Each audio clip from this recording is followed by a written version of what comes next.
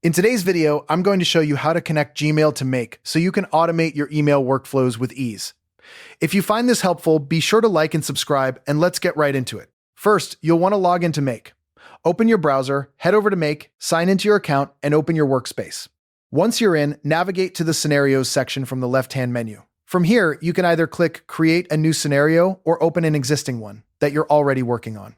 On the blank canvas, click the plus button to add a module. This opens the app selection window, so go ahead and type Gmail into the search bar. Then select the Gmail app from the results. Now, choose the specific Gmail module that matches what you want to do. Common options include Watch Emails, which acts as a trigger, Send an email, Reply to an email, or Search emails. Pick the one that fits your automation goal. Next, click Add Connection or Create Connection. This is what links make to your Gmail account.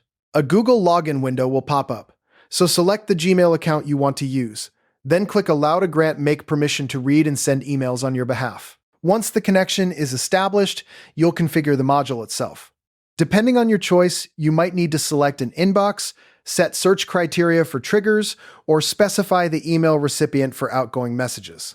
If you chose Watch Emails, you can set optional filters to narrow things down, like only watching for emails from a specific sender, subject lines containing certain keywords, or just unread emails. If you're mapping data from previous modules, this is where you pull in dynamic content. For example, using a name field as the email greeting, or pulling form submission details into the email body. When everything looks good, click OK or Save to add the Gmail module to your scenario. Before you turn it on, test the connection by clicking Run once. Send a test email, or check that a triggered email is received correctly. Then verify in your Gmail inbox or sent folder to confirm it worked. If something fails, recheck the account connection, adjust filters or mappings, and reauthorize Gmail access if needed. Once it's running smoothly, you can enable scheduling if you want the automation to run continuously. Save your scenario to store all changes.